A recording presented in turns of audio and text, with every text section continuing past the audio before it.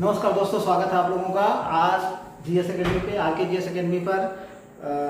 बहुत बहुत धन्यवाद आप लोगों का चैनल को इतना सारा प्यार देने के लिए।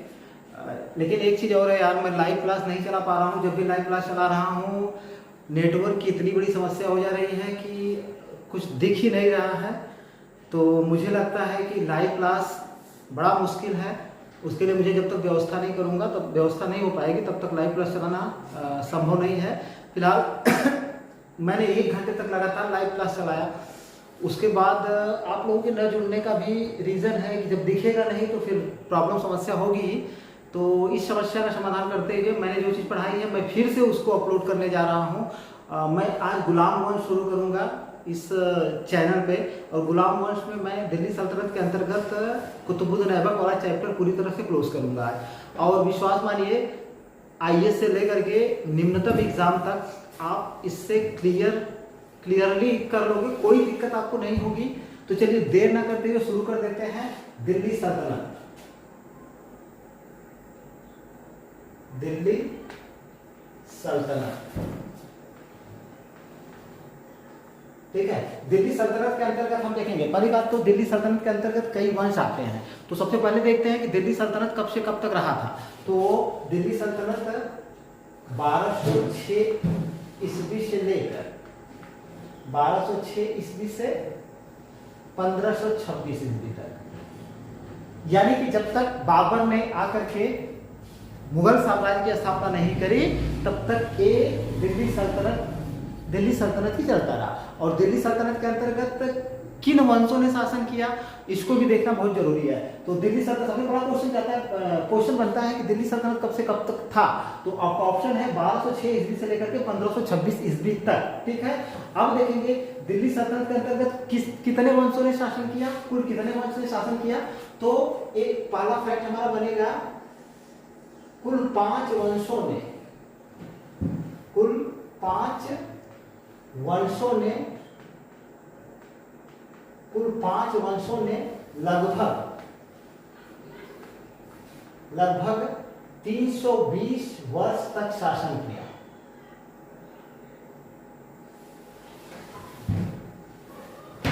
ठीक है, कुल कितने। अब देखिए दूसरा क्वेश्चन आपका क्वेश्चन बन जाता है। मैं क्वेश्चन भी करवाते हुए चलता हूं, थोड़ा सा लेट जरूर होगा लेकिन क्लास में मजा आएगा।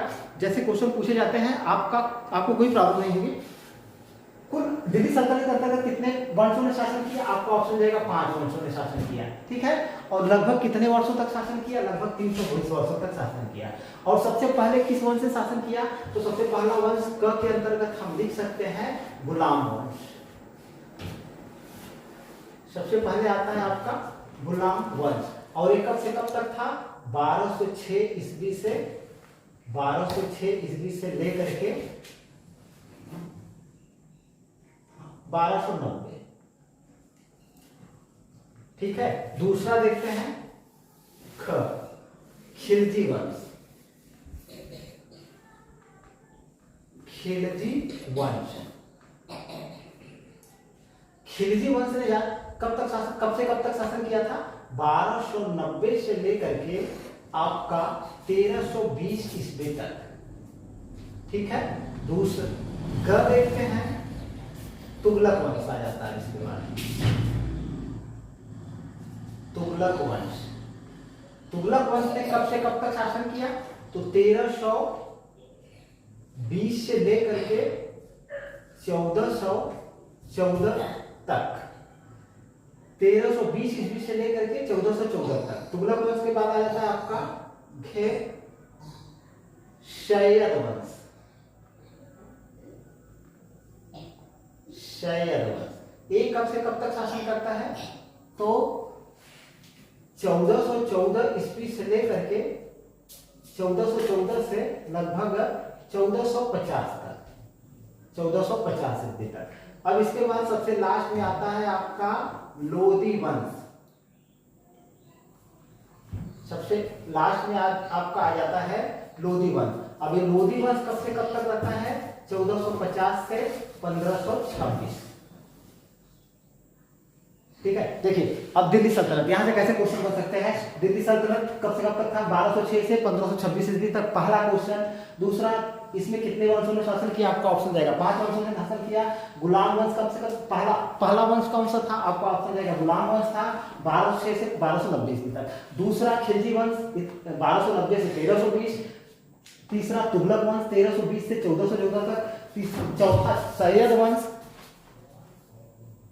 1414 से 1450 तक। फिर इसके बाद लोधी वंश 1450 से 1526 ईस्वी तक। तो कुल 5 वंशों ने शासन किया था और लगभग 320 वर्ष तक शासन किया था। ये रहा दिल्ली सल्तनत की प्रारंभिक रूपरेखा। और इस प्रारंभिक रूपरेखा के अंतर्गत अब सबसे पहले हम लोग कहाँ पे चलेंगे? अब गुलाम वंश पे चलेंगे। और इसमें एक चीज और कॉमन सा फैक्ट आपको याद करके रखना है कि लगभग अगर देखा जाए, देखिए अगर यहाँ से आपका क्वेश्चन बनता है कि सबसे ज्यादा समय तक किस वंश ने शासन किया था, तो आप देख सकते हो 1320 से लेकर 1414 ईस्वी तक कौन शासन कर रहा है? तुगलक वंश शासन कर रहा है, ठीक है। और 1414 से 1450 ईस्वी तक सैयद वंश कर रहा है। खिलजी वंश 1290 से 1320 तक कर रहा है। तो सबसे अधिक समय तक अगर शासन की बात किया जाए तो खिलजी वंश आ जाएगा आपका। खिलजी वंश ने सबसे अधिक समय तक शासन किया था। और सबसे कम समय तक शासन किसने किया था? एक कमेंट में लिख करके आप बताइएगा, कमेंट भी जरूरी है इसमें से, आप इसी से देख करके इसको क्लियर कर सकते हो, ठीक है। लेकिन फिलहाल इसको मुझे मिटाना पड़ेगा, मिटा करके आगे बढ़ते हैं। अब हम चलेंगे सीधे, अब हम सीधे चलेंगे गुलाम वंश। तो अब गुलाम वंश में सीधे सीधे हमारा पहला शासक आ जाएगा गुलाम वंश 1206 से 1290 ईस्वी तक, कुतुबुद्दीन ऐबक। कुतुबुद्दीन ऐबक पहला शासक आता है। और अब देखिए ये गुलाम वंश के अंतर्गत कब से कब तक शासन करता है? 1206 से लेकर के 1210 ईस्वी तक ये शासन किया है। लगभग 4 सालों तक इसने शासन किया है। अब चलते हैं कुतुबुद्दीन ऐबक की कुछ प्रारंभिक जीवनी भी देख लेते हैं। प्रारंभिक जीवनी में से इतना मिलता है कि यह निवासी था कहाँ का? तुर्किस्तान का, या हम कह सकते हैं यह तुर्की का रहने वाला था। और इसके प्रारंभिक जीवन के बारे में कोई भी ऐतिहासिक साक्ष्य नहीं मिलता है। बस इतना मिलता है कि यह अपने घर परिवार से बिछड़ गया था और इसको एक व्यापारी के हाथों में पड़ गया था। और उस व्यापारी ने इसको निशापुर के काजी,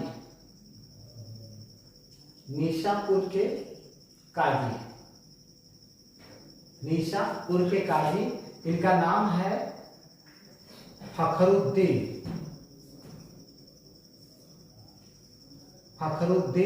अब्दुल अजीज कुकी, ठीक है।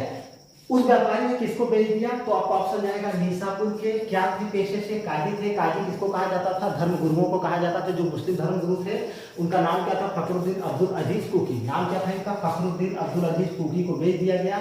लेकिन उस समय गजनी में या गोल में आप कह सकते हैं तुर्किस्तान में एक प्रथा थी कि जितने भी गुलाम या दास होते थे उनके साथ जो है पुत्रोत व्यवहार किया जाता था। कहने का मतलब जैसे अपने पुत्रों के साथ आप व्यवहार करते हो, उनकी शिक्षा दीक्षा देते हो, चाहे वो सैनिक शिक्षा हो चाहे किसी प्रकार की शिक्षा हो, खान पान रहन सहन सब कुछ उनके साथ अपने पुत्रों के समान ही व्यवहार किया जाता था। तो काजी ने कुतुबुद्दीन ऐबक के साथ भी अपने पुत्रों के समान ही व्यवहार किया और उसको पर्याप्त शिक्षा दीक्षा भी दी। और साथ में सैनिक शिक्षा में घुड़सवारी, तीर चलाना वगैरह वगैरह जितनी भी सैनिक सेवा से संबंधित शिक्षा थी सब कुछ प्रदान किया। यह प्रतिभा का धनी था और जल्दी सब कुछ सीख लेता है, ठीक है। लेकिन दुर्भाग्यवश फखरुद्दीन अब्दुल अजीज कुकी की मृत्यु हो जाती है। इसकी मृत्यु के बाद इसके जो पुत्र होते हैं उसको एक व्यापारी को बेच देते हैं और वह व्यापारी इसको गजनी लाता है और गजनी में इसे मोहम्मद गोरी खरीद लेता है, ठीक है। अब देखिए इसका एक छोटा सा इतिहास रहा है। तो सारी चीजें आपको याद होनी चाहिए कि गजनी में इसको मोहम्मद गोरी ने खरीदा था। कहाँ पर? गजनी में इसको मोहम्मद गोरी ने खरीदा था। सबसे पहले किसने खरीदा था? उसमें आपको फखरुद्दीन अब्दुल कुकी का नाम याद करके रखना पड़ेगा। फिर इसके बाद अब देखिए होता क्या है, मोहम्मद गोरी इसको खरीद लेता है। मोहम्मद गोरी इसके प्रतिभा से, सीधी सी बात है भाई, आप अगर प्रतिभावान, गुणवान, चरित्रवान, धैर्यवान या कहते हैं कि जितने भी वान होंगे तो होगा क्या उससे, उसका प्रभाव आपके मालिक पर और लोगों पर पड़ेगा ही। तो मोहम्मद गोरी इसकी प्रतिभा से प्रसन्न हो जाता है और इसको अमीर ए आखूर इसका मतलब होता है अश्वशाला का प्रधान, अश्वशाला का प्रधान। इसको जो है अश्वशाला का मुखिया बना देता है। किसको? यहाँ से क्वेश्चन आया हुआ है और पूछे अगर कि सर्वप्रथम कुतुबुद्दीन ऐबक को कौन सा पद दिया गया, तो आपका ऑप्शन जाएगा अमीर आखूर। अमीर आखूर होता क्या था? अश्वशाला का प्रधान या अश्वशाला का मुखिया। ठीक है, फिर अब यहीं से इसके राजनीतिक जीवन की शुरुआत हो जाती है। यहीं से इसके राजनीतिक जीवन की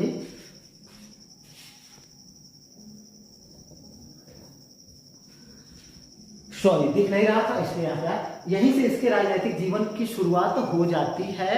फिर देखिए अब जो है हम चलेंगे कि इसके काल को, राजनीतिक काल को हम 3 भागों में विभाजित करेंगे, लेकिन अभी विभाजन नहीं करना हमको। अभी कुछ फैक्ट है जिसको हमको देखना बहुत ही जरूरी है। अभी देखिए इसकी उपाधि को हमको देखना जरूरी है। इसकी क्या क्या उपाधि थी, उपाधियां। तो एक इसकी उपाधि थी कुरान ख्वां, ठीक है। दूसरी इसकी उपाधि थी लाख बख्श।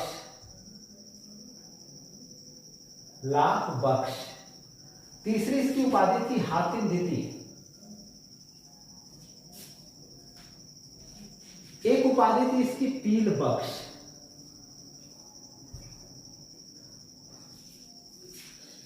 अब देखिए यहां पर ये सब उपाधि आपको याद करके रखना है। कुरान ख्वां किसकी उपाधि थी? आपका ऑप्शन जाएगा कुतुबुद्दीन ऐबक की थी। लाख बख्श किसकी उपाधि थी? आपका ऑप्शन जाएगा कुतुबुद्दीन ऐबक की थी। हातिम दिती किसकी उपाधि थी? आपका ऑप्शन जाएगा कुतुबुद्दीन ऐबक की थी। पील बख्श किसकी उपाधि थी? आपका ऑप्शन जाएगा कुतुबुद्दीन ऐबक की। अब यहाँ से कुछ क्वेश्चन और भी बन जाते हैं। कुरान ख्वां उपाधि क्यों इसको मिली थी? क्योंकि यह कुरान का पाठ जो है, कुरान को बड़ी सुरीली अंदाज में पढ़ता था। लाख बख्श, लाखों का दान करने वाला, मतलब ये बड़ा दानी था। लाखों का दान करने वाला मतलब उदारता पूर्वक दान करता था, इसलिए इसको लाख बख्श की उपाधि दी गई थी। और यहाँ से क्वेश्चन आता है कि भैया लाख बख्श की उपाधि इसको किसने दी थी? तो एक इतिहासकार उसका खुद था, दरबारी इतिहासकार मिन्हाज उस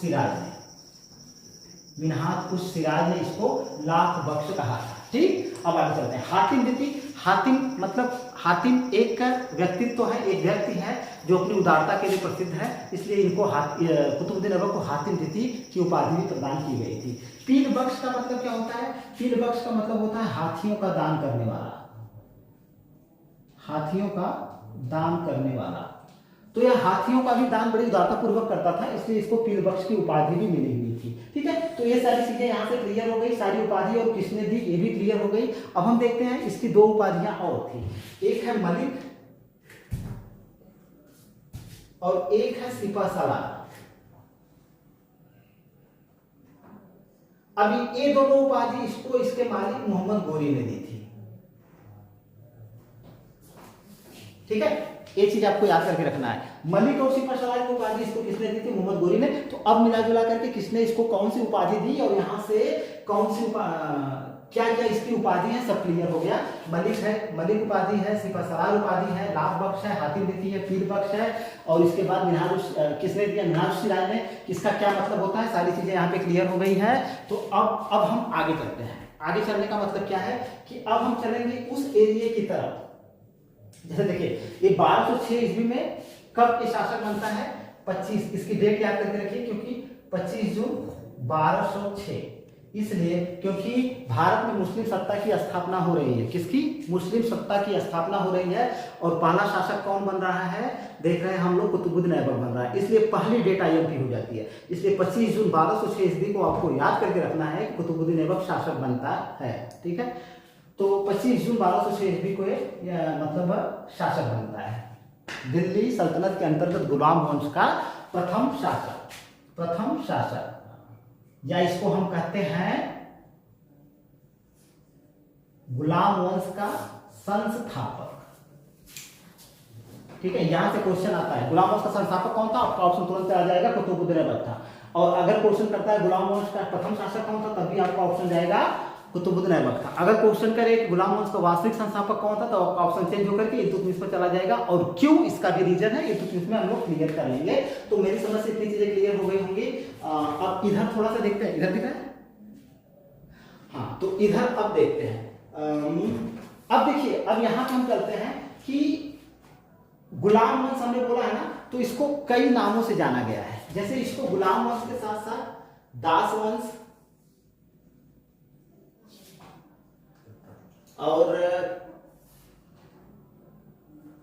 ममलूक वंश, ममलूक वंश, आदि तुर्क वंश, आदि तुर्क वंश या इलवरी वंश आदि नामों से पुकारा गया है। ठीक है, तो यहां से देखिए, इसी को गुलाम वंश कहा जाता है, इसी को दास वंश कहा जाता है, इसी को ममलूक वंश कहा जाता है, इसी को आदि तुर्क वंश भी कहा जाता है और इसी को इलवरी वंश भी कहा जाता है। देखिए यहां से क्वेश्चन आपका बन जाता है कि यहां में इलवरी का अगर मतलब हम निकालें तो इलवरी में सिर्फ इलवरी शाखा, तुर्कों की एक शाखा थी इलवरी। यहां से क्वेश्चन आया हुआ है कि इलवरी शाखा से कौन संबंधित था, तुरंत आपका ऑप्शन जाएगा सिर्फ इल्तुतमिश संबंधित था। इलवरी शाखा से आपका इल्तुतमिश संबंधित था और इसे ही गुलामों का गुलाम भी कहा जाता है। आगे क्लियर हो जाएगा क्यों कहा जाता है। इल्तुतमिश संबंधित था इलवरी शाखा से, कुतुबुद्दीन ऐबक बलबन या आदि संबंधित नहीं थे। ठीक है, तो अब देखिए यहाँ पे जो इतिहासकार है उनमें इस चीज को लेकर के समस्या खड़ी हो जाती है। कोई कहता है दास वंश, कोई मतलब सभी ने कुछ ना कुछ कहा। तो अब इसमें समस्या खड़ी हो गई कि भाई इस वंश का एकदम मतलब उचित नेम क्या हो सकता है, नाम क्या हो सकता है जिसको कि सभी लोग स्वीकार करें या जो तार्किक दृष्टिकोण से सही हो। तो एक इतिहासकार यहाँ पे आते हैं आपके अहमद अजीज, अहमद अजीज। ये क्या बोलते हैं इसको कि दिल्ली के आरंभिक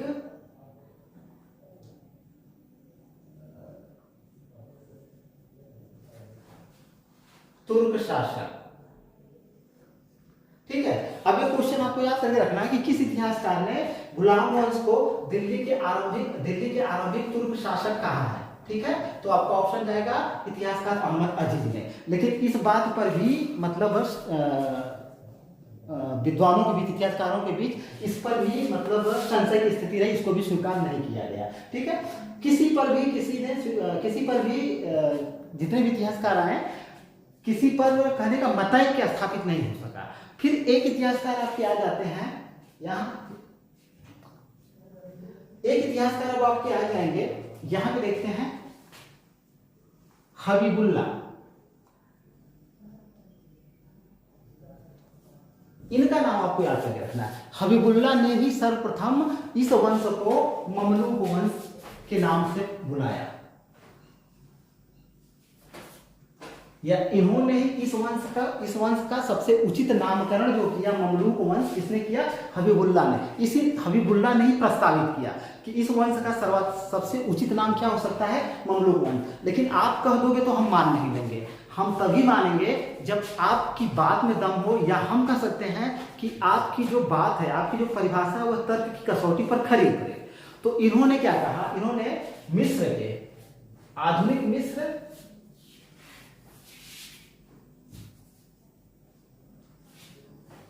के इतिहास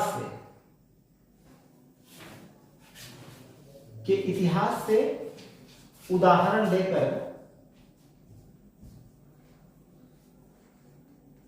लेकर के इस वंश का नामकरण क्या किया, ममलूक वंश किया। ठीक है, और यहां पे अब इन्होंने कहा क्या, इन्होंने कहा ये कि मिस्र में, उस समय मिस्र में जो दास सेनानायक थे, दास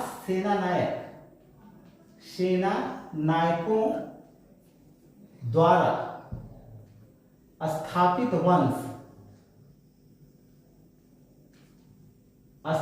वंश को क्या कहा जाता था, ममलूक वंश कहा जाता था। इसलिए उन्होंने कहा कि भैया यहाँ पर भी दास सेनानायक, कुतुबुद्दीन ऐबक दास सेनानायक था, इसलिए उसने जिस वंश की स्थापना करी उसको हम ममलूक वंश कह सकते हैं। तो इनका तार्किक तर्क जो है सही था, इसलिए इनके तर्क को माना गया। बाद में फिर इन्होंने क्या कहा, बाद में इन्होंने कहा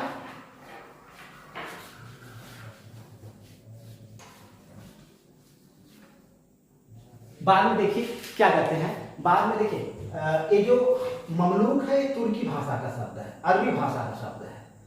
ममलूक अरबी भाषा का शब्द है, ठीक है। अब इसका एक ममलूक का अर्थ क्या होता है? ममलूक का अर्थ होता है स्वतंत्र, माता पिता, माता पिता से उत्पन्न पुत्र जो बाद में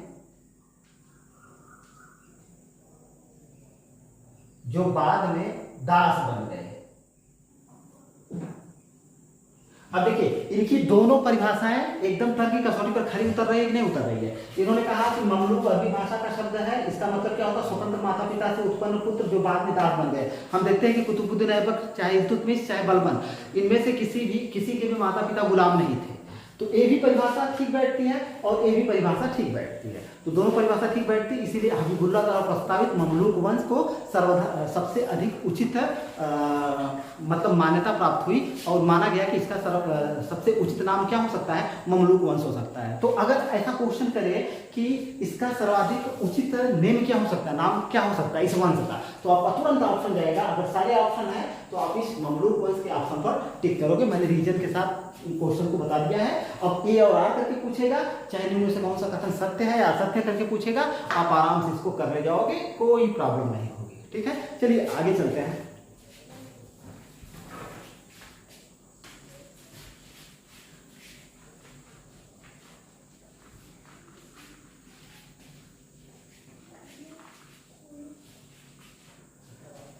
थोड़ा गंदा सा लग रहा है।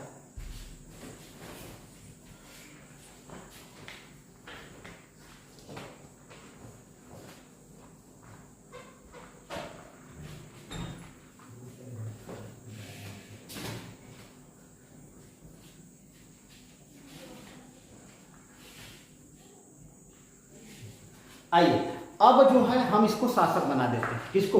कुतुबुद्दीन ऐबक को शासक बना देते हैं, यानी अभी शासक बन ही गया है 1206 ईस्वी में। तो अब इसके राजनीतिक अगर जीवन की बात करी जाए,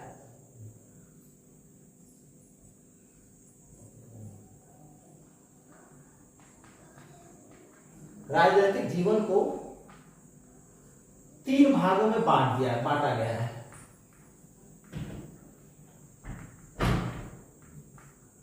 मतलब बांटा गया है या बांटा जा सकता है, ठीक है। अब देखिए कैसे। पहला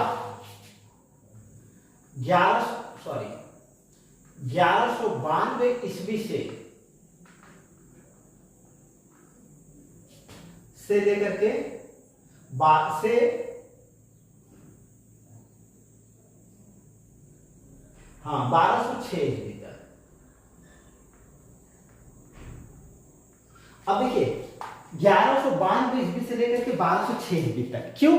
अब यहाँ पे हम देखते हैं भैया होता क्या है। 1192 ईस्वी में एक युद्ध हुआ है, तराइन का युद्ध, सबको पता है। तराइन का प्रथम युद्ध होता है, ठीक है ना।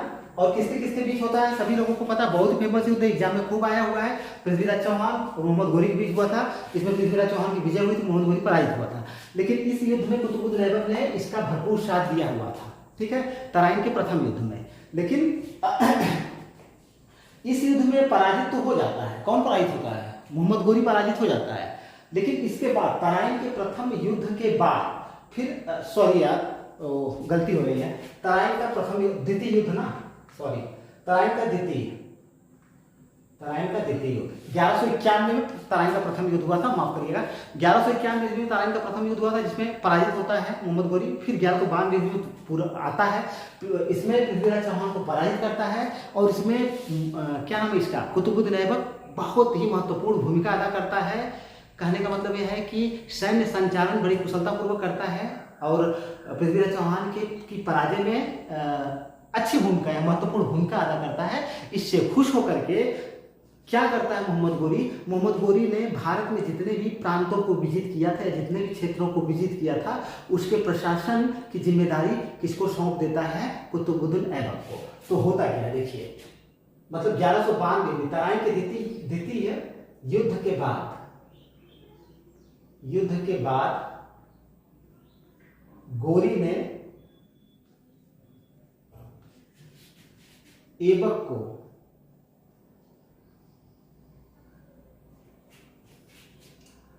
भारत में जीते गए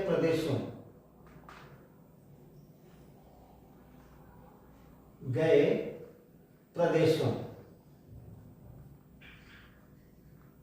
का प्रबंधक नियुक्त करता है।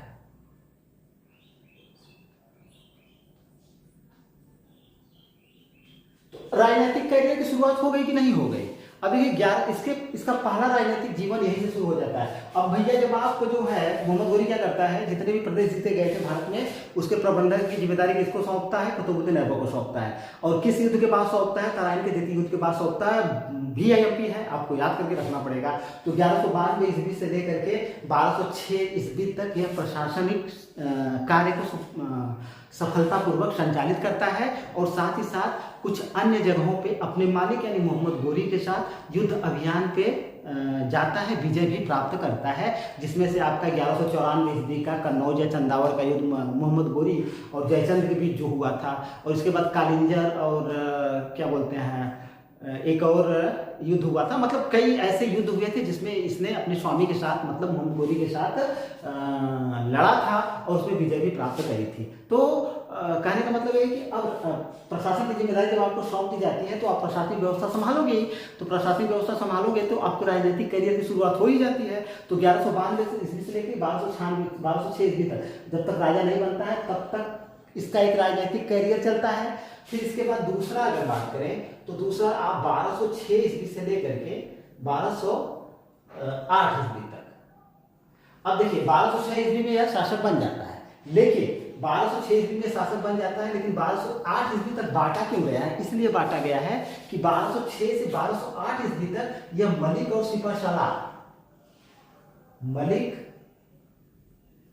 सिपहसालार यानी मोहम्मद गोरी ने उसको यह उपाधि प्रदान की थी, मलिक और सिपहसालार की। तो मलिक और सिपहसालार की उपाधि धारण करके ही शासन करता रहता है, इसलिए इसके राजनीतिक जीवन को दूसरे भाग में 1206 से 1208 में इसीलिए बांटा गया है। फिर 1208 में देखिए तीसरा कारण रीजन आप देखिए 1208 से लेकर के इसका हो जाता है 1210, क्योंकि 1210 ईस्वी में इसकी मृत्यु हो जाती है। अब 1208 से 1210 ईस्वी में क्यों बांटा गया?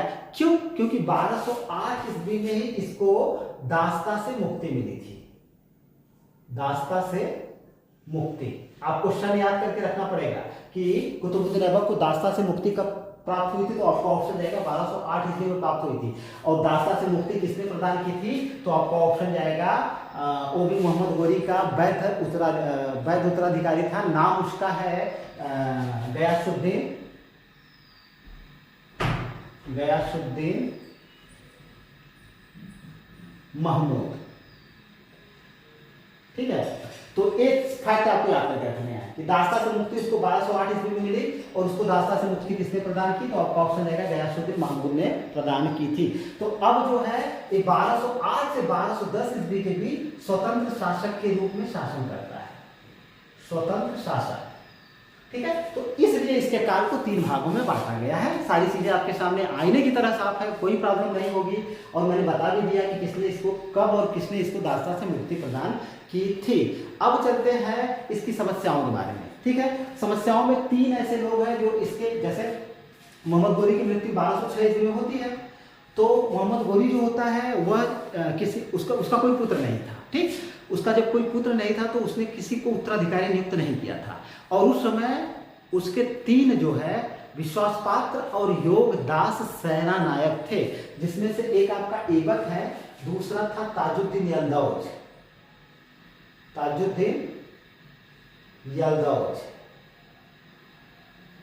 और तीसरा आपका था एक नसीरुद्दीन खुबाचा।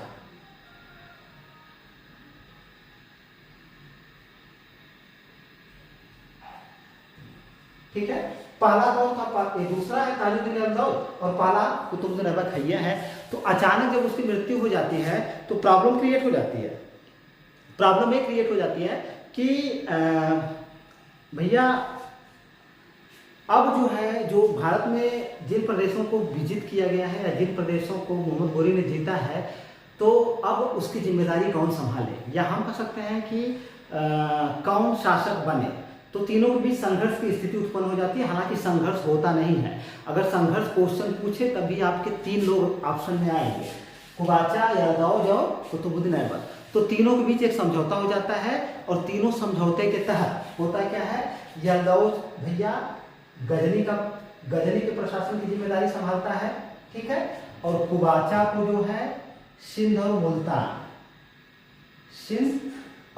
मुल्तान के प्रशासन की जिम्मेदारी मिलती है, और कुतुबुद्दीन ऐबक को जो शेष एरिया बच रहा है, मेनली उत्तर भारत कह सकते हैं आप, उत्तर भारत के प्रशासन की जिम्मेदारी मिलती है। तो मिला जुला करके कह सकते हैं हम कि सिंध और मुल्तान को छोड़ करके जितने भी एरियाज आ रहे हैं, जितने भी क्षेत्र आ रहे हैं, जिनको भी मोहम्मद गोरी ने विजित किया था, सबके प्रशासन की जिम्मेदारी किसके ऊपर आती है, कुतुबुद्दीन ऐबक के ऊपर आती है।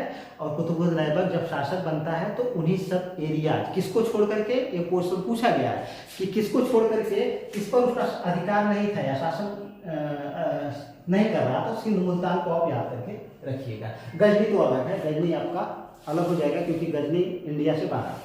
तो अब जब 1200 ईस्वी में शासक बनता है तो समस्त उत्तरी भारत, सिंध और मुल्तान को छोड़ करके उत्तरी भारत में जितने भी प्रदेश जीते गए थे मोहम्मद गोरी द्वारा, सब पर प्रशासन की जिम्मेदारी इसी की होती है। और दूसरी चीज मैंने बता दिया, मलिक और सिपहसालार की उपाधि धारण करके यह शासन करता है। इससे कई फैक्ट और जुड़े हुए हैं। अब देखिए यहाँ पे हम चलते हैं गोरी, एक इतिहासकार आपके आते हैं मिनहाज उस सिराज, बोलता है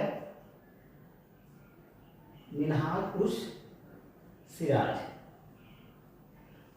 सिराज का यहाँ पे एक कथन बड़ा ही अच्छा है। वह कहता है कि मोहम्मद गोरी के कोई पुत्र नहीं था। मोहम्मद गोरी ने एक बार एक बात कही थी, और वह क्या बात कही थी, उसने कहा था कि मतलब उसका कोई पुत्र नहीं था, तो उसने कहा था कि अन्य शासकों के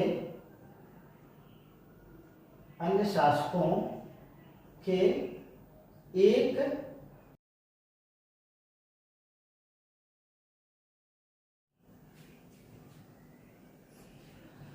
थोड़ा सा वीडियो रुक गया था। उसने कहा था कि अन्य शासकों के एक या अनेक पुत्र हो सकते हैं, लेकिन मेरे हजारों पुत्र हैं।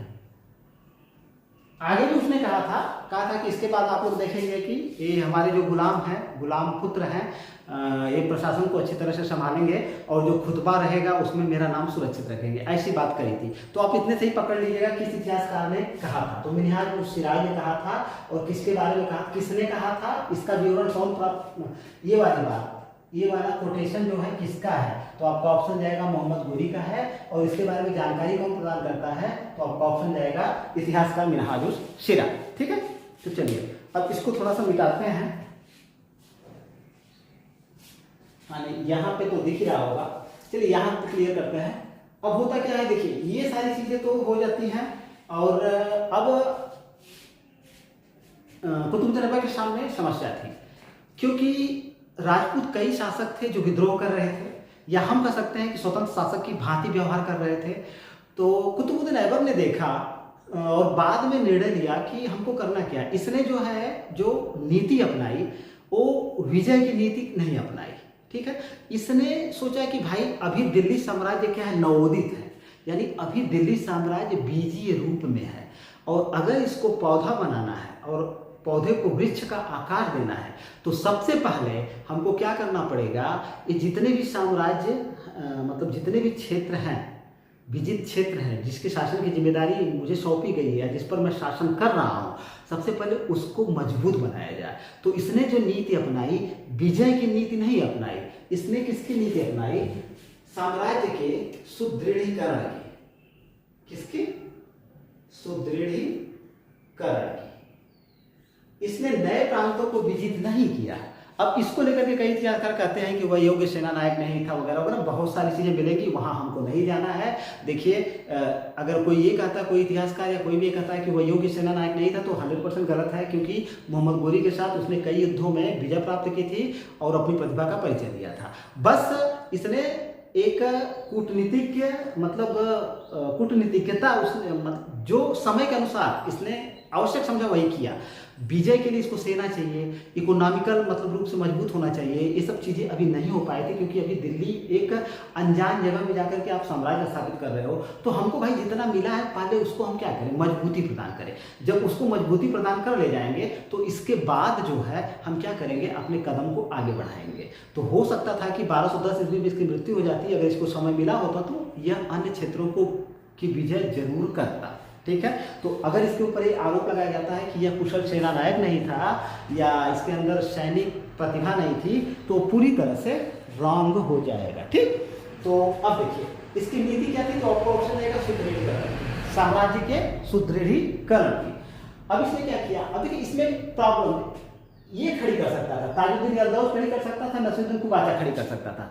तो इसने सबसे पहले ये कहा कि भाई ये लोग समस्या खड़ी कर सकते हैं या मतलब लाहौर या दिल्ली की दावेदारी कर सकते हैं, गद्दी की दावेदारी कर सकते हैं, इसलिए उसने इन लोगों को आपस में मिलाने के लिए सब किसका सहारा लिया, वैवाहिक संबंधों का सहारा लिया, वैवाहिक संबंधों का। ठीक है, इसलिए वैवाहिक संबंधों का। अब एक मुस्लिम इतिहास में जब से दिल्ली सल्तनत की स्थापना हुई है और उसके बाद पूरे मुगल साम्राज्य में अगर वैवाहिक संबंधों का सहारा लेने की बात करेगा तो सबसे पहले वैवाहिक संबंधों का सहारा किस उद्देश्य से, मतलब अपनी तरफ मिलाने के लिए ही, अपने पक्ष में करने के लिए ही किया है। अकबर ने भी किया था और राजपूतों के साथ किया था और इसने जो मुस्लिमों के साथ किया था, तो लेकिन दोनों का उद्देश्य एक ही था। तो सबसे पहले वैवाहिक संबंध का सहारा किसने लिया था, दुश्मन को अपनी तरफ पक्ष में मिलाने के लिए, तो आपका ऑप्शन रहेगा कुतुबुद्दीन ऐबक ने किया था। इसने क्या किया, इसने ताजुद्दीन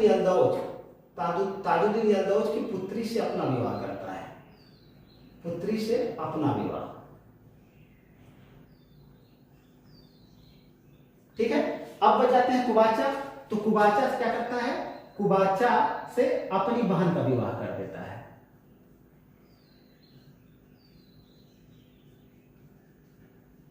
सारे फैक्ट आईएमपी याद करके रखने हैं। ताजुद्दीन यल्दौज ताजुद्दीन यल्दौज की पुत्री से अपना विवाह करता है, कुबाचा से अपनी बहन का विवाह करता है। अब देखते हैं हम इल्तुतमिश भी इसी बीच में आ जाएंगे। इल्तुतमिश से क्या करता है, इल्तुतमिश से अपनी पुत्री का विवाह करता है, इल्तुतमिश से अपनी पुत्री का विवाह करता है।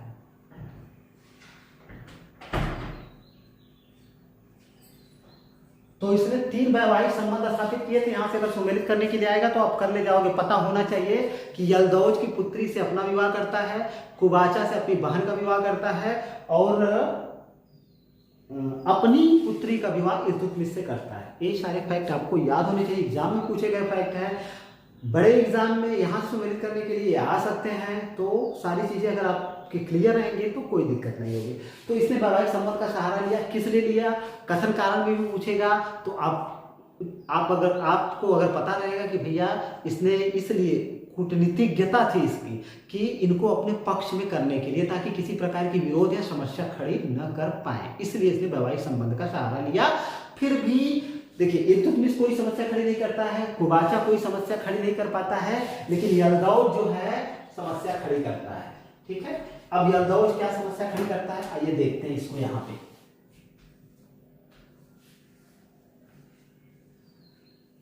क्योंकि देखिए यल्दौज जो है गजनी का शासन देख रहा था, मोहम्मद गोरी भी गजनी से ही संबंधित था, तो सीधी सी बात है भैया ये अपने आप को बड़ा ऊंचा मानने लगे थे। ठीक है, अब देखिए यहाँ पे उसका भी एक रीजन है। यहाँ से 2 चीजें मैंने अभी बताया कि गयासुद्दीन महमूद ने 1208 ईस्वी में कुतुबुद्दीन ऐबक को दास्ता से मुक्त कर दिया था। उसी तरह से गयासुद्दीन महमूद ने ही, मतलब इसी ने, गयासुद्दीन महमूद ने ही ताजुद्दीन यल्दौज को भी दास्ता से मुक्त कर दिया था। ताजुद्दीन यल्दौज को दास्ता से मुक्त कर दिया था, तो इसका मन बढ़ गया, कह सकते हैं मन बढ़ाई। अब इसका मन बढ़ गया कि भैया हम दास्ता से मुक्त हो गई नहीं, एक मतलब हम जो है ना कुतुबुद्दीन ऐबक के समकक्ष हो गई नहीं। बस ये क्या करता है, मतलब भारत की तरफ बढ़ाता है, यानी ये यल्दौज जो होता है एक गजनी छोड़ करके पंजाब आता है, पंजाब को जीतने के चक्कर में पंजाब में आता है। अब कुतुबुद्दीन ऐबक को मजबूर होकर के पंजाब जाना पड़ता है, पंजाब जाता है और 1208 ईस्वी में यल्दौज को पराजित करता है। यल्दौज को पंजाब छोड़ करके भागना पड़ता है और 1208 ईस्वी में पंजाब पर कुतुबुद्दीन ऐबक अधिकार कर लेता है। तो अगर क्वेश्चन आया हुआ है कि पंजाब पर कब कुतुबुद्दीन ऐबक ने अधिकार किया, तो 1208 ईस्वी में। किसको पराजित किया? ताजुद्दीन यल्दौज को। दास्ता से मुक्ति कब मिली? 1208 ईस्वी में। ठीक है, तो 1208 ईस्वी सन बहुत ही अहम है। चलिए ये सारी चीजें क्लियर हो गई। अब कुबाचा कोई समस्या खड़ी नहीं करता। हाँ, ख्वारिज्म के शाह से थोड़ी सी समस्या इसको हो सकती थी, लेकिन वहां भी समस्या नहीं हुई। हम बाद में इल्तुतमिश में देखते हैं कि ख्वारिज्म के शाह के साथ साथ मंगोल और इसके बाद नसीरुद्दीन कुबाचा ने भी और ताजुद्दीन यल्दौज सब ने अच्छी खासी समस्याएं खड़ी करी थी। ठीक है, तो हाँ, अब थोड़ा सा बंगाल में चलते हैं। बंगाल में क्या समस्या हुई थी? एक नाम है, बहुत ही आईएमपी नाम है। ये नाम आपको एग्जाम में कई बार पूछा गया है। नाम है इसका इख्तियारुद्दीन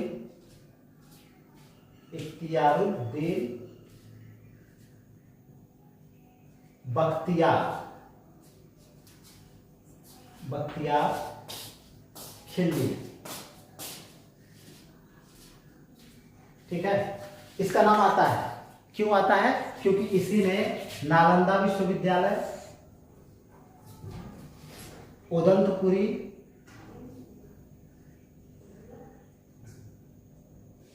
विक्रमशिला, ये जो बौद्ध धर्म से संबंधित, बौद्ध धर्म और दर्शन या शिक्षा से संबंधित जो ये नालंदा विश्वविद्यालय था, उदंतपुरी विश्वविद्यालय था, विक्रमशिला विश्वविद्यालय था, इसको किसने नष्ट किया था? पुराने क्वेश्चन पेपर उठा करके देखिए, एक बार नहीं तो 4-5 बार आया हुआ है। तो आपका ऑप्शन जाएगा इख्तियारुद्दीन बख्तियार खिलजी ने। तो इसने बंगाल पर आक्रमण कर दिया। किसने? इस बख्तियार खिलजी ने बंगाल पर आक्रमण कर दिया। और बंगाल में 2 क्षेत्र हैं आपके, एक है आपका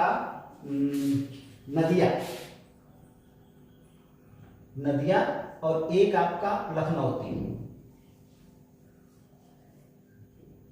नदिया और लखनौती पर अधिकार कर लेता है। और यहां से एक क्वेश्चन और बनता है कि इख्तियारुद्दीन बख्तियार खिलजी ने बंगाल में किसको राजधानी बनाई थी? तो आपका ऑप्शन जाएगा कि लखनौती को इसने क्या बनाया था? राजधानी बनाया था। ठीक है, लखनौती को राजधानी बनाया था। और लखनौती में ही इसने, क्योंकि ये भी मोहम्मद गोरी का क्या था? मोहम्मद गोरी का सेना नायक ही था, मोहम्मद गोरी से संबंधित था। इसलिए इसने जो है मोहम्मद गोरी की प्रशंसा में यहाँ पर लखनौती में क्या किया था? खुतबा पढ़वाया था।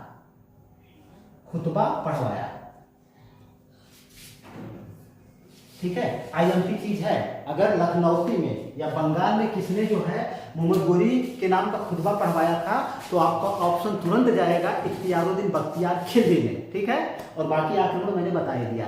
लेकिन यहाँ पे एक चीज और होती है। अब एक नाम आ जाता है यहाँ पे, जिसका नाम है आपका अली मर्दान खान।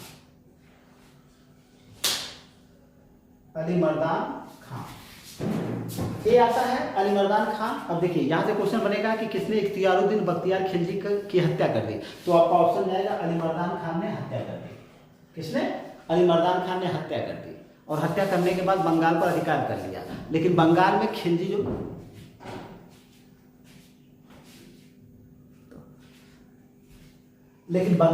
खिलजी सरदार थे उनको यह पसंद नहीं था। इसलिए उन्होंने अली मर्दान खान के ऊपर आक्रमण करके इसको अली मर्दान खान को बंदी बना लेते हैं। और एक नाम आता है शेरो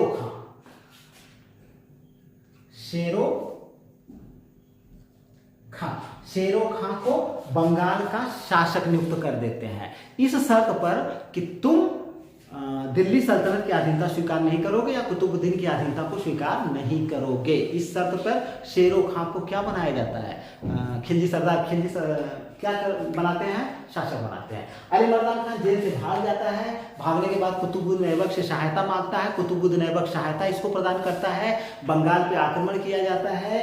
शेरो खां को पराजित करके मार दिया जाता है और बंगाल पर अली मर्दान खान फिर से शासक बन जाता है। और जब तक कुतुबुद्दीन ऐबक जीवित था तब तक अली मर्दान खान ने उसकी अधीनता में ही बंगाल का प्रशासन संभाला, प्रशासनिक कार्य किए। हालांकि जब इल्तुतमिश आता है तो यही अली मर्दान खान क्या करता है? स्वतंत्रता घोषित कर देता है। फिर इसका पुत्र आता है, वो भी स्वतंत्रता घोषित कर देता है। सब इल्तुतमिश वाले चैप्टर में क्लियर होंगे। अभी कुतुबुद्दीन ऐबक से ये सारी चीजें आपको याद करके या कंफर्म होनी चाहिए, ठीक है। तो ये चीज हो गया। तो बंगाल से भी इसको क्या होगा, बंगाल की समस्या भी इसकी सॉल्व हो गई। अब देखिए यहां से मुझे लगता है कि कुछ चीजें देखिए क्लियर करता हूं मैं।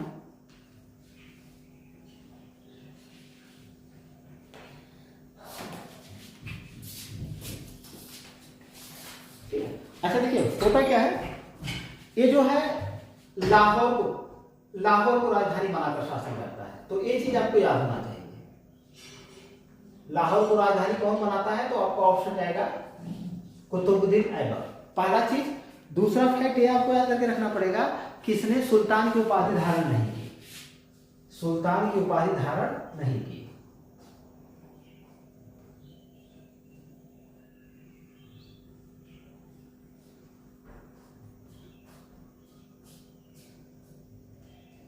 अगला फैक्ट जाता है कि इसने ना तो कोई सिक्का चलवाया और ना कोई सिक्का चलवाया, ना सिक्के प्रचलित करवाए और ना खुतबा पढ़वाया।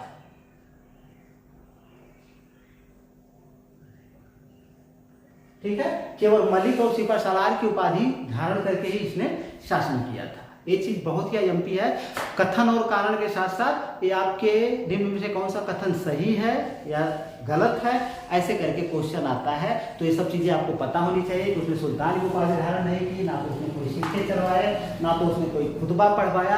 हालांकि एक इतिहासकार का नाम फिर आ जाएगा आपका मिनहाजुल सिराज का।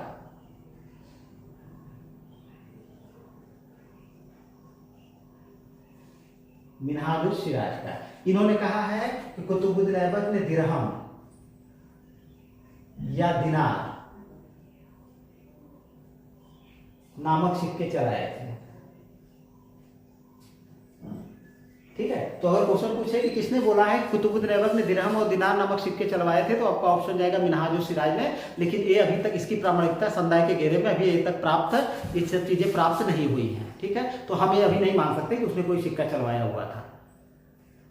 ठीक, चलिए अब बस एक चीज और देखेंगे और यहां से सारी चीजें मुझे लगता है समाप्त हो जाएंगी। इसकी सांस्कृतिक उपलब्धियों के बारे में देखेंगे।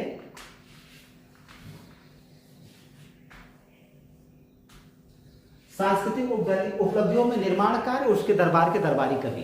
तो सबसे पहले अगर इसके दरबार के दरबारी कवि की बात करी जाए या दरबारी इतिहासकार की बात करी जाए, तो दो इतिहासकारों का नाम मिलता है। एक है आपके हसन निजाम और एक आपके मिलेंगे पहले हसन निजाम और दूसरे फख्र ए मुदब्बिर।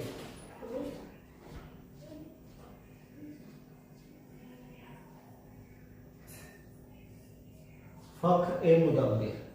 ठीक है, तो ये लोग किसके मतलब दरबारी इतिहासकार थे, किसके दरबार संबंधित थे? आपका ऑप्शन जाएगा कुतुबुद्दीन ऐबक के दरबार से संबंधित है। हालांकि एक चीज और आपको बताऊंगा अभी इनकी किताब और हसन निजाम की किताब का नाम पूछा गया है, तो इनकी पुस्तक का नाम या इनकी कृति का नाम ताजुल मासीर है। ये आपको याद करके रखना है। फख्र मुदब्बिर की पुस्तक का अगर नाम पूछे तो इनकी पुस्तक का नाम आदाब उल हर्ब है। ठीक है, जिसका मतलब क्या होता है, युद्ध होता है। ये चीज आपको याद करके रखनी। क्वेश्चन पूछा गया है कि आदाब उल हर्ब किसकी कृति है या किसकी पुस्तक है और इसका मतलब क्या है, तो इसका मतलब युद्ध होता है और ये फख्र मुदब्बिर की कृति है। लेकिन यहाँ से एक क्वेश्चन और बनता है कि ये देखिए ये पुस्तक इसने लिखनी शुरू करी थी कुतुबुद्दीन ऐबक के समय में, लेकिन ये पुस्तक जो है क्या हुआ, इल्तुतमिश के समय में जाकर के पूरी हुई थी। और ये पुस्तक कब पूरी हुई थी, इल्तुतमिश के समय में, और ये पुस्तक इल्तुतमिश को समर्पित है। यहां कंफ्यूजन हो जाता है क्योंकि अगर क्वेश्चन का किया गया है कि मिनहाजुल तबकाते नासरी, मिनहाजुल सिराज की पुस्तक, क्योंकि मिनहाजुल सिराज किसके दरबार के इतिहासकार थे, तो इल्तुतमिश के। तो क्वेश्चन किया गया है कि मिनहाजुल सिराज की पुस्तक तबकाते नासरी किसको समर्पित है, उसमें ऑप्शन इल्तुतमिश है। कई लोगों ने गलत किया हुआ था क्वेश्चन और एक कई बार रिपीट भी हुआ है, तो अब हमको गलत नहीं करना है। तबकाते नासरी उनकी मिनहाजुल सिराज की तबकात नासिरी जो है वो नसीरुद्दीन महमूद को समर्पित है। और कुतुबुद्दीन ऐबक को समर्पित पुस्तक का नाम आदाबुल हर्ब है और इसके लेखक फखरे मुदब्बिर हैं और ये इल्तुतमिश को समर्पित है। ठीक है, चलिए अब हम लोग कुछ देखते हैं इसकी क्या देखेंगे भैया, इसके निर्माण कार्य में देखते हैं 1195 से लेकर के 1199 के बीच इसने कई निर्माण कार्य करवाए थे। उसमें से 3 निर्माण कार्य आपको याद करके रखने हैं। पहला निर्माण कार्य क्या है, पहला देखते हैं तो इसमें दिल्ली में कुब्बत उल इस्लाम नामक मस्जिद का निर्माण करवाया था। मस्जिद का निर्माण करवाया, ठीक है। इसने कुब्बतुल इस्लाम पूछता है, कुब्बतुल इस्लाम क्या है, तो मस्जिद है। किसने करवाया, कुतुबुद्दीन ऐबक ने। कहाँ करवाया, दिल्ली में करवाया। और यहाँ से यहीं पे राय पिथौरा, जिसको पृथ्वीराज चौहान कहते हैं, राय पिथौरा किला भी है। राय पिथौरा किले के समीप, अगर पूछे किसके समीप, राय पिथौरा किले के समीप। और ये भी कहा जाता है कि पहले यहाँ पे 27 जैन मंदिरों को तोड़ करके इसका निर्माण करवाया गया, या 27 जैन मंदिरों के ध्वंसावशेषों पर इसका निर्माण करवाया गया। तो कितने जैन मंदिर, 27 जैन मंदिर, ठीक है। और यहाँ से क्वेश्चन और बनता है कि इस्लामी, ठीक है, इस्लामी उसको कहेंगे हम इस्लामिक कला के अंतर्गत निर्मित प्रथम मस्जिद। तो आपका ऑप्शन जाएगा कुब्बतुल इस्लाम मस्जिद, इस्लामी कला में निर्मित प्रथम मस्जिद। तो आपका ऑप्शन क्या जाएगा, कुब्बतुल इस्लाम मस्जिद। ये भी क्वेश्चन किया गया है, इस्लामी पद्धति के अनुसार, कला के अनुसार निर्मित प्रथम मस्जिद कौन सी है, कुब्बतुल इस्लाम मस्जिद है। और इसने क्या किया था, अजमेर में 2.5 दिन का झोपड़ा, अजमेर में 2.5 दिन का झोपड़ा नामक मस्जिद का निर्माण करवाया था।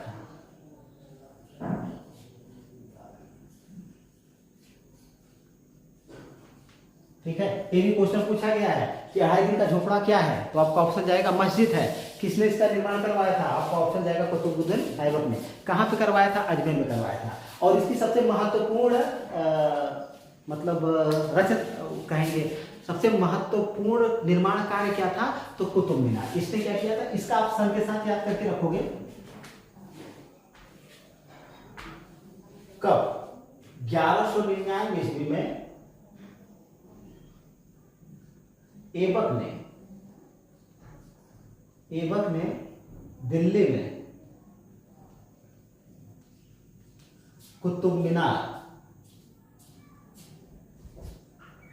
का निर्माण कार्य प्रारंभ करवाया।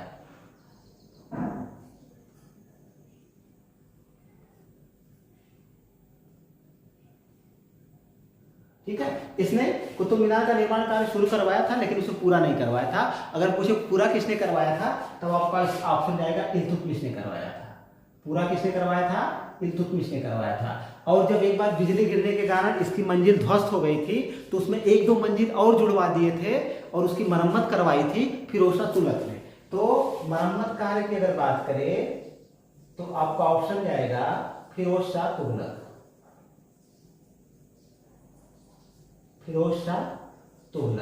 तो कुतुबुद्दीन ऐबक से 3 क्वेश्चन तैयार। निर्माण कार्य किसने प्रारंभ करवाया, कुतुबुद्दीन ऐबक ने।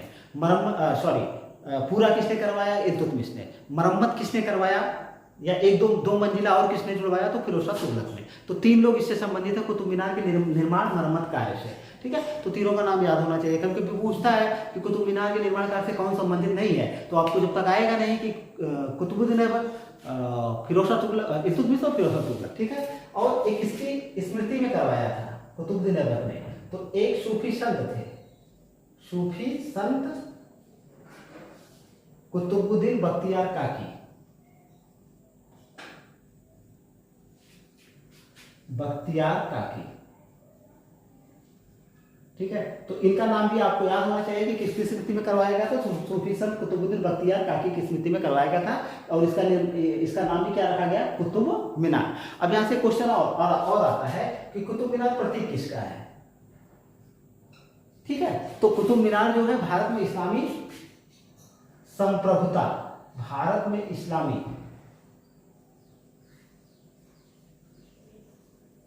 संप्रभुता अथवा विजय का प्रतीक है, अथवा विजय का प्रतीक है। ठीक है, तो ये निर्माण कार्य है, इसको आपको याद कर रखना। सांस्कृतिक उपलब्धियां, सारी चीजें क्लियर हो गई है, यहीं से क्वेश्चन आने हैं। पूरे आईएएस लेवल तक मैंने पढ़ाया हुआ है, कुछ भी नहीं छूटा हुआ है। अगर बाय द वे कुछ एक आध पॉइंट छूटता है तो जैसे ही हम कुतुबुद्दीन ऐबक के बाद चलेंगे, मुझे लगेगा कि कोई पॉइंट मिस हुआ है, उसको मैं क्लियर करवा दूंगा। बाकी एक चीज यहाँ से आप और लिख लीजिए कि फिरोज शाह तुगलक ने जो खुतबा पढ़वाया था, फिरोज शाह तुगलक के खुतबे में ऐबक का नाम नहीं है, ऐबक का नाम शामिल नहीं। ये भी क्वेश्चन किया गया, इसलिए याद करके रखिए कि फिरोज शाह तुगलक ने जो खुतबा पढ़वाया था उसमें किसका नाम शामिल नहीं है, तो आपका ऑप्शन जाएगा ऐबक, यानी कुतुबुद्दीन ऐबक का नाम शामिल नहीं है। तो एक फैक्ट आईएमपी है, इसको आप रट करके रखोगे। बाकी इसकी मृत्यु कब होती है, लाहौर में चौगान खेलते समय, लाहौर में चौगान खेलते समय इसकी मृत्यु हो जाती है। कई बार आया हुआ क्वेश्चन है कि कहा इसकी मृत्यु कैसे होती है, तो लाहौर में घोड़े से गिर करके चौगान खेलते समय इसकी मृत्यु हो जाती है। और वहीं पर कहाँ इसको दफनाया जाता है, तो आपका ऑप्शन जाएगा लाहौर में इसको दफना दिया जाता है। ठीक है, अब कुतुबुद्दीन ऐबक की पूरी कहानी समाप्त। अब यही से इतने पार्ट्स हैं, इतनी चीजें हैं, यहाँ से क्वेश्चन बनते हैं और इससे ज्यादा कहीं आना होना है नहीं। कुतुबुद्दीन ऐबक से सारी चीजें आगे की तरह क्लियर है।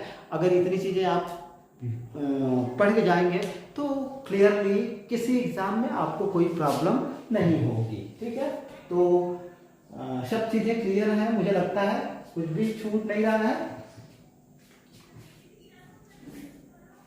ठीक है, फिर चलिए यार, थोड़ा लाइक करिए, कमेंट करिए, शेयर करिए, सब्सक्राइब करिए।